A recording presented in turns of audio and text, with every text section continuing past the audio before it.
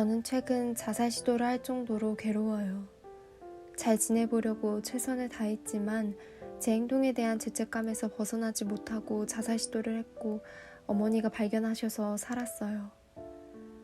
사실 저는 낙태를 했어요. 임신했다는 사실을 거의 4달 만에 알게 되었는데 1년에 3번 정도 생리를 할 정도로 생리불순이 심각했기 때문이에요.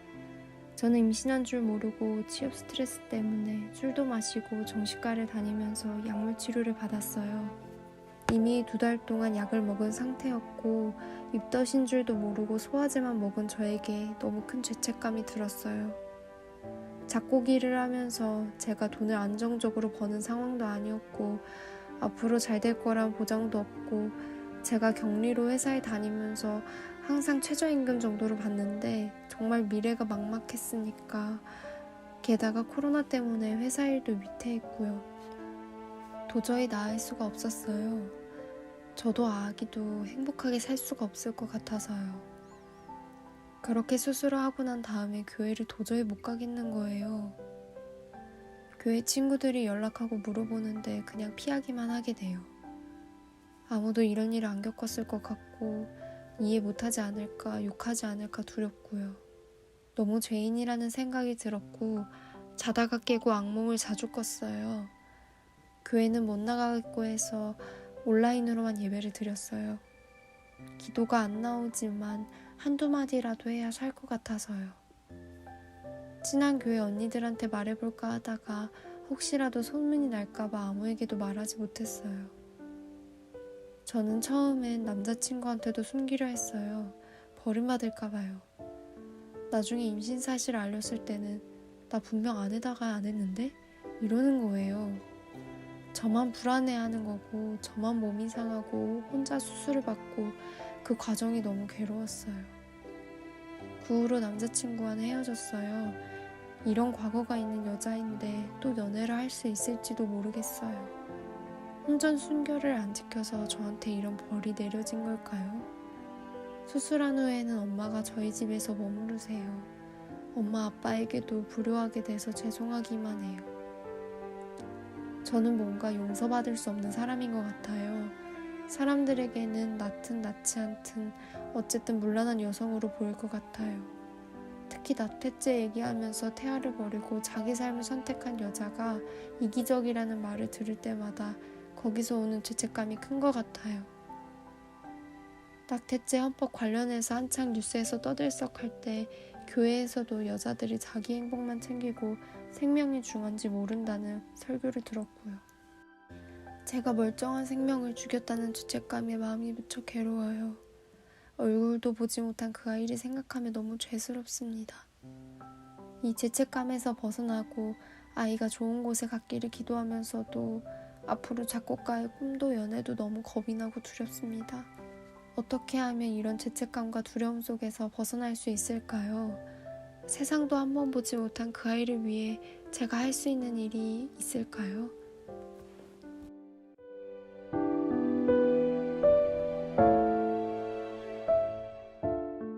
안녕하세요, 자매님. 자살할 정도로 힘든 마음을 가지고 이곳에 글을 남겨주셨군요.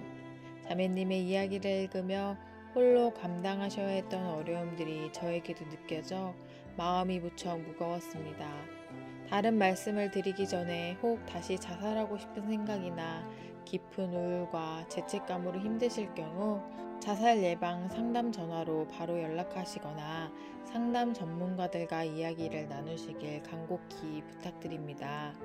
자매님께서 태어나지 못한 아기의 생명을 소중하게 생각하셔서 힘든 것은 너무 이해가 되지만 자매님 역시 부모님에게 그리고 하나님의 소중한 자녀이자 생명입니다. 자매님이 불규칙한 생리주기 때문에 임신 사실을 뒤늦게 알아차리게 되고 미래에 대한 불안감과 아이를 행복하게 키우기 힘든 환경, 이미 복용해버린 약물 등으로 인해 임신 중지를 결정할 수밖에 없었던 그 과정이 얼마나 힘드셨을까요? 더구나 취직 스트레스가 커서 정신과 상담을 받아오시던 중에 태아를 버린 자신은 용서받을 수 없는 죄인이라고 생각하며 깊은 죄책감으로 경험한 것 또한 얼마나 큰 심리적 고통이었을지요. 여성으로서 그리고 신앙인으로서 자매님이 느끼고 있을 심리적 고통감이 어느 정도인지를 생각하며 마음이 너무 아픕니다.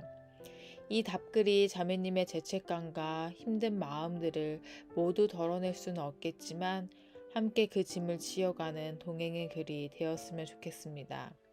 자매님, 자매님께서 생각하시는 것처럼 무엇보다 소중한 것이 하나님이 주신 생명인 것은 틀림없는 사실입니다. 하지만 생명 자체에 대한 생각 이전에 생명이 생기게 되는 과정인 남녀의 성관계를 함께 생각해 보면 좋겠습니다.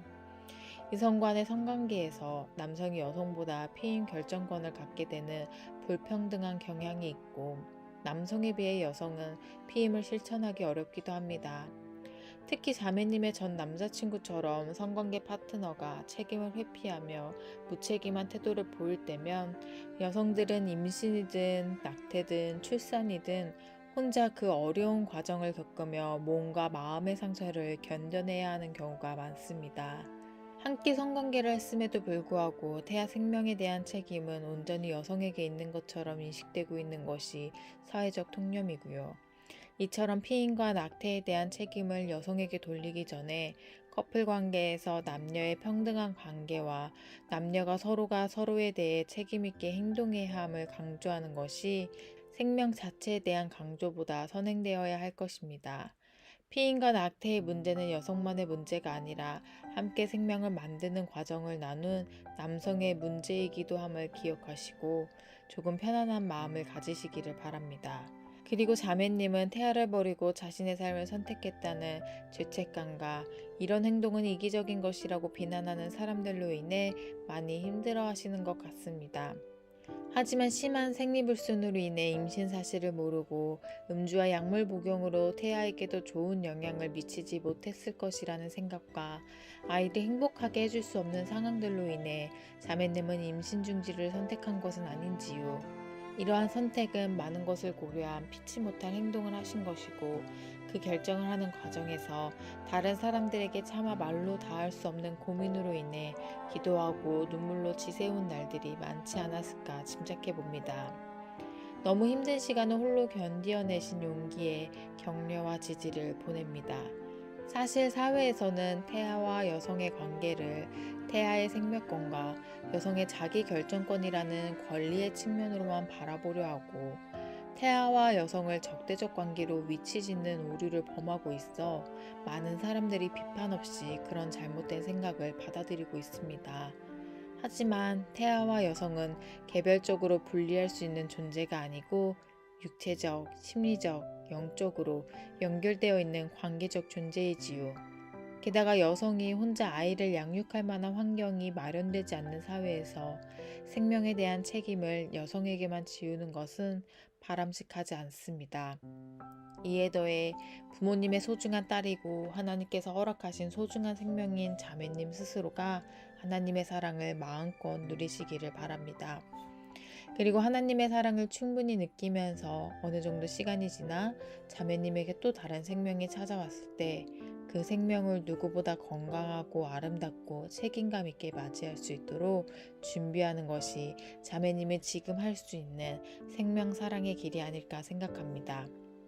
마음을 추스리시고 미래의 안정적인 생활을 위해 계획을 세워 차근차근 실천하면서 하나님이 허락하신 호흡으로 자매님의 미래를 향한 꿈과 새로운 만남을 기대하며 살아가시기를 축복합니다.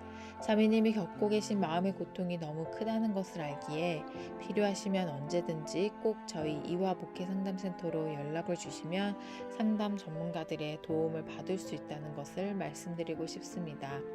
고통 중에 함께 하시고 자매님을 있는 그대로 사랑하시는 하나님의 크신 사랑을 다시금 경험하시게 되기를 바라고 끝으로 자매님의 복잡한 심정들을 알고 계시고 자매님의 선택들을 품어주시며 동행하시는 하나님의 은혜가 자매님과 함께 하시기를 응원합니다.